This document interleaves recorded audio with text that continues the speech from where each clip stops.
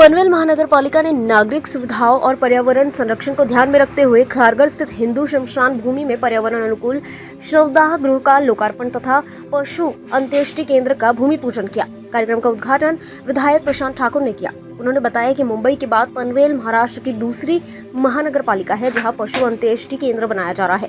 इस परियोजना का उद्देश्य सार्वजनिक स्थानों पर मृत पशुओं के पड़े रहने से होने वाली असुविधा और स्वास्थ्य संबंधी समस्याओं का समाधान करना है। बढ़ती आबादी और पर्यावरण संरक्षण को ध्यान में रखते हुए आधुनिक एवं प्रदूषण कम करने वाले शवदेह सुविधा भी शुरू की गई है।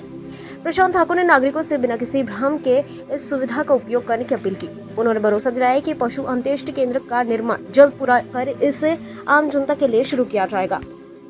पनवेल महापालिकेच्या हद्दीमध्ये 70 पेक्षा जास्त ठिकाणी अशा पद्धतीने करण्याची तरतूद खरं तर प्रस्तावित आहे आणि मुंबईमध्ये सुद्धा 100 पेक्षा जास्त ठिकाणी याच पद्धतीने शवदाहिन्या उभारल्या जातात। मला आनंद आहे की पनवेल महापालिकेने या दृष्टिकोनातून वेळेमध्ये पाऊल उचललं। मी पनवेल महापालिकेला धन्यवाद देतो की त्यांनी या दृष्टिकोनातून एक मोठं पाऊल उचललेलं आहे। आपल्याला कल्पना आहे की राज्याचे मुख्यमंत्री सन्माननीय देवेंद्रजी फडणवीस साहेब यांच्या नेतृत्वाखाली अनेक महत्त्वाकांक्षी असे प्रकल्प पनवेल परिसरामध्ये साकारले जात आहेत। त्यामुळे पनवेलचं नाव हे आता जगाच्या नकाशावर येत चालले। परवा 15 तारखेला आंतरराष्ट्रीय विमानतळ इथं सुरू झालं।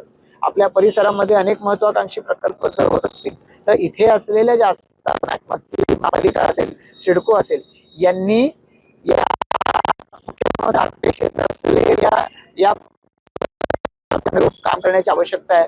मला आनंद आहे या अनुषंगाने महापौर नितीनभाई असतील, त्यांचे सर्व सहकारी आहेत किंवा आयुक्त आणि त्यांचे सर्व प्रशासनातले अधिकारी मंडळी आहेत, ही या अनुषंगाने हातात घालून काम करतायत। हे काम अधिकाधिक लोकांना सुविधा देणारं ठरावं अशाच माझ्या अपेक्षा आहेत।